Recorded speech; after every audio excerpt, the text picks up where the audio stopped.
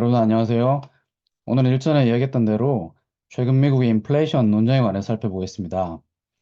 특히 그 미국에서 저명한 거시경제학들 사이에서 치열한 논쟁이 나타났기 때문에 제목으로 별들의 전쟁이라고 달았습니다. 먼저 사진을 보시면 왼쪽 위가 서머스 교수죠. 오바마 정부 때 재무장관을 지냈고 미국에서 가장 권위 있는 거시경제학자입니다. 그 옆이 블랑샤 교수. IMF 수석 경제학자를 역임한 역시 아주 유명한 거시경제학자죠. 그리고 왼쪽 아래는 크루그만 교수, 노벨 경제학상을 받은 뉴욕타임스 칼럼으로 유명하신 분이죠. 그리고 그 옆이 스티글리츠 교수, 가장 진보적인 역시 노벨 경제학상을 받은 경제학자입니다. 그리고 가운데는 아시다시피 연준의 파월 의장입니다. 이러한 그 학자들이 팀을 나누어서 인플레이션의 그 원인이라든가 전망, 그리고 통화 정책의 대응에 관해서 굉장히 뜨거운 논쟁을 벌였습니다. 그에 관해서 간단하게 살펴보도록 하죠. 먼저 1라운드 인플레이션 논쟁입니다. 흔히 말해서 팀 트랜지토리 대 팀 퍼시스턴트, 즉 일시적 인플레이션 팀 대 지속적 인플레이션 팀 사이에 논쟁이 나타났습니다. 먼저 서머스 교수가 이제 포문을 열었는데요. 2021년 2월 달에 신문 칼럼에서 정부의 과도한 재정 확장으로 경기 과열과 인플레이 상승이 우려된다라고 썼습니다. 상당히 큰 파문을 불러일으켰고 블랑샤 교수도 바이든 정부의 경기 부정책이 너무 컸기 때문에 총수요가 너무 높아져서 인플레가 우려된다고 동의를 했습니다. 반면에 이제 연준의 파월 의장은 2021년도에 인플레이션이 높아지긴 했는데 주로 공급망 문제와 같은 일시적인 요인으로 높아졌기 때문에 이런 부분들이 해결되면 빨리 낮아질 것이다라고 얘기를 해서 팀 트랜지토리란 이름을 얻었습니다. 옐런 재무장관도 비슷한 얘기를 했고 경제학자 중에서는 역시 크루만 교수나 스티글리츠 교수 그리고 여러 진보적인 경제학자들이 이러한 입장에 섰습니다. 근데 이제 결과를 보시면 2021년에 인플레이션이 빠르게 높아지고 2022년에도 굉장히 높게 지속돼서 지속적인 인플레이션 팀이 승리했다고 할 수가 있죠. 하지만 이 과정에서는 역시 우크라이나 전쟁이나 중국의 상하이 봉쇄, 그리고 부문별로 나타난 그 소비 패턴의 불균형, 그리고 독점 기업의 이윤 증가 같은 그런 요인들도 복잡하게 관련되어 있었다는 것을 잊지 말아야 할 것 같습니다. 이 데이터를 보시면 이게 이제 연준이 기준으로 삼는 근원 PCE, 근원 개인 소비 지출, 인플레이션을 보여주는데 2021년에 굉장히 빠르게 높아지죠. 그리고 2022년도 높게 거의 5%. 오피셜 데이터는 이제 전년 대비 물가 상승률 얘기하기 때문에 이 12month 이 선을 보시면 2022년도엔 거의 5%대를 유지해서 실제로 팀 트랜지토리가 그 논쟁에서 졌다라고 할 수 있죠. 이게 이제 아까 말씀드린 소비 지출이 부문 간의 불균형을 보였다는 것을 보여주는 그래프인데 파란 선은 상품의 소비 지출이고 그 밑에는 서비스의 소비 지출입니다. 실제로 팬데믹 때 소비 지출이 뚝 떨어졌다가 이후에 회복이 되는데 여기 보이듯이 상품의 소비 지출이 훨씬 빠르게 과도하게 더 많이 늘어나죠. 반면에 이제 서비스는 상대적으로 정체되는 모습을 보이는데 역시 팬데믹 이후에는 회복이 됐다 해도 사람들이 대면 서비스를 소비하기를 꺼렸기 때문에 서비스는 회복이 덜 된 반면에 상품은 굉장히 과도하게 회복이 돼서 이전 트렌드보다 훨씬 더 높아졌죠. 그래서 이 상품의 과도한 가격 상승이 당시 인플레를 사실은 견인을 했습니다. 서비스 같은 경우는 소비가 정체돼도 가격이 별로 떨어지지는 않거든요. 자, 그 다음에 이제 2라운드 논쟁을 살펴봅시다. 2022년 중반쯤 되면 그러니까 모든 사람들이 인플레이션이 너무 높다, 걱정이다 라는 목소리를 모읍니다.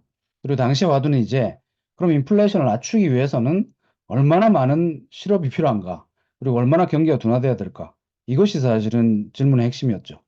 당시에도 이제 두 팀이 있었는데 음, 이전에 이제 지속적인 인플레이션을 주장하던 주류적인 거시경제학자들, 서머스라든가 볼과 같은 그런 주류학자들은, 그러니까 서머스가 당시에 썼던 칼럼에서는 6%나 되는 실업률이 5년 동안 지속돼야지 인플레가 연준이 바라는 2%까지 하락할 것이라고 얘기해서 나중에 크루그만이 이런 주장을 이제 스태그플레이션 팀이라고 이름을 붙입니다. 팀 스태그플레이션. 반면에 이제 비판하는 목소리도 있었는데 크루그만 교수라든가 전 연준의 경제학자 샴 같은 학자들은 2022년도에 인플레가 높게 지속되긴 했는데 그것도 역시 아까 봤듯이 공급 측 요인이 중요했기 때문에 이런 부분이 개선되면은 실업률의 높은 상승 없이도 인플레가 빠르게 낮아질 것이다 라고 얘기를 해서 소프트 랜딩 팀이라고 이름을 붙입니다.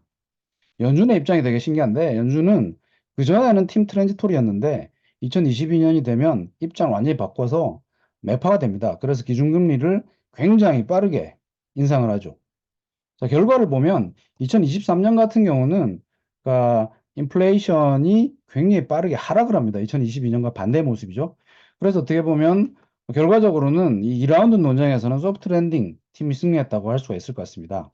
다시 이 그래프를 보시면 2023년도에 그 근원 PC 인플레이션이 굉장히 빠르게 낮아지는 걸 알 수가 있죠. 특히 이제 공식 지표는 전년 대비를 쓰지만 3개월 이전 혹은 6개월 이전과 대비한 인플레이션율을 연율로 환산해서 그려보면 2023년 말이 되면 2%보다 더 낮습니다. 그래서 거의 연준의 그 목표가 달성됐다라고 하는 그런 결과를 알 수가 있습니다. 실제로 2023년도에 그러면 인플레가 왜 이렇게 빨리 떨어졌느냐라는 게 질문인데 여러 연구들이 나오고 있죠.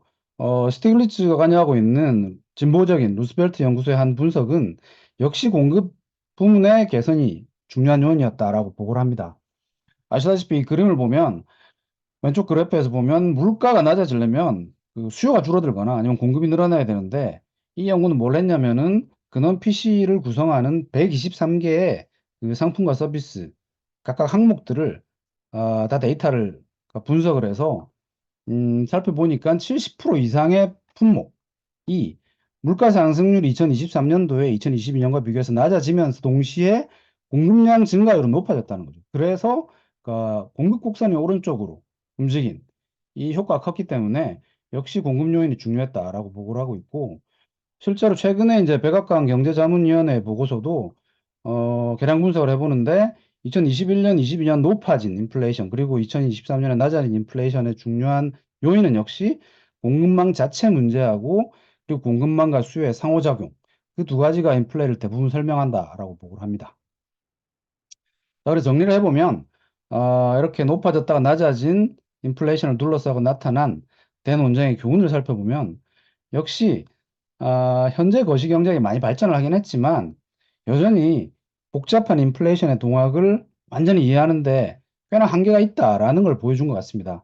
주류적인 입장은 역시 인플레이션을 연구할 때 필립스 곡선처럼 주로 노동시장이라든가 총수요 측에 대한 분석에 기초하고 있고 또 특히 이제 1970년대에 나타났듯이 임금이 높아지고 물가가 높아지고 다시 임금 상승을 요구하고 또다시 물가가 높아지는 그런 웨이지 프라이스 스파이럴이라고 그러는데 이런 임금 물가 악순환을 우려해서 사실은 스태그플레이션 내지는 인플레가 금방 안 떨어질 거라는 그런 목소리가 높았는데 현재는 그 당시에 비해서는 노동자의 협상력이 굉장히 약해졌고 그리고 최근의 인플레는 역시 공급망 문제나 아까 얘기 드렸듯이 소비 부문 간의 불균형 문제도 중요했기 때문에 역시 수요 측과 공급 측을 통합적으로 모두 분석하는 그런 인플레 연구가 필요하다라는 생각이 듭니다.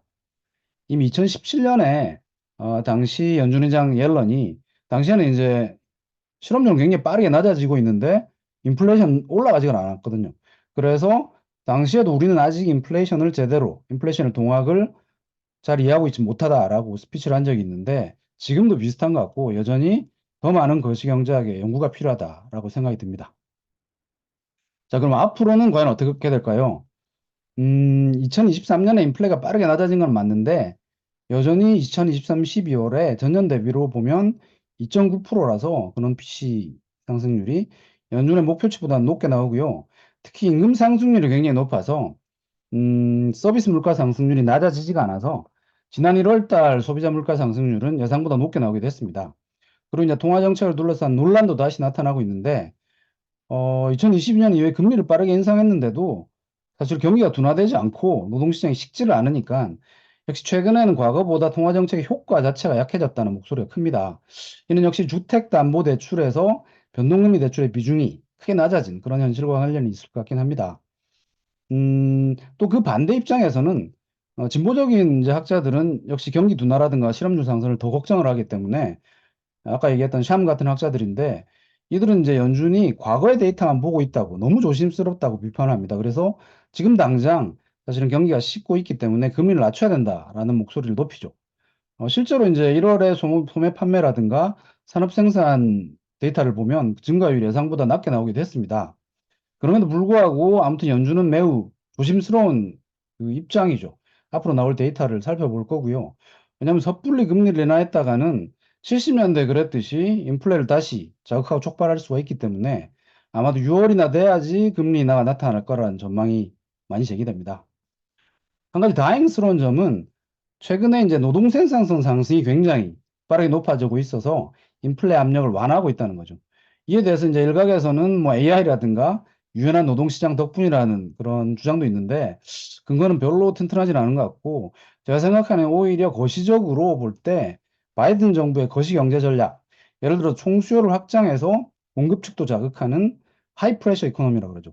고압 경제 전략이라든가 노동 공급을 촉진하고 생산성 상승을 높이기 위한 현대적 공급측 경제학이라고 옐런 재무장관이 표현하는데 그런 그 경제 정책의 노력이 어느 정도 성과를 거두고 있어서 그런 거 아닌가 싶습니다. 그래서 결론적으로 봤을 때는 임금 상승이라든가 이 총수요 측면 그리고 생산성의 변화와 같은 총공급 측면 두 가지를 모두 살펴보는 게 중요하고 이 두 측면 사이의 상호작용이 역시 미국 경제에서 앞으로 소프트 랜딩이나 그리고 인플레이션 미래를 결정하지 않을까라고 생각을 합니다. 자, 그래프를 보시면 왼쪽은 이제 아틀란타 연준의 임금 상승 트래커인데 2022년에 임금이 굉장히 빠르게 높아졌다가 많이 낮아졌는데도 여전히 5%대를 기록하고 있기 때문에 임금 상승률이 높고요. 오른쪽은 미국의 노동 생산성을 보여주는데 21년도에 굉장히 안 좋았는데 2023년 2분기부터 굉장히 빠르게 높아지고 있죠. 자, 어떠셨습니까? 오늘은 미국의 인플레이션 논쟁에 관해서 살펴봤죠. 어찌됐든 간에 미국 같은 경우는 이 최고의 거시경제학자들이 인플레이션과 통화정책을 둘러싸고 이렇게 치열하고 뜨겁게 논쟁을 벌이는 모습 자체가 굉장히 배울만하고 부럽다라고 생각이 듭니다. 한국에서는 좀 아쉬운 점인데 우리 한국에서도 정부나 중앙은행의 정책을 둘러싸고 이렇게 경제학자들 사이에서 굉장히 뜨겁고 생산적인 논쟁이 나타나기를 개인적으로 기대를 해봅니다. 예, 감사합니다.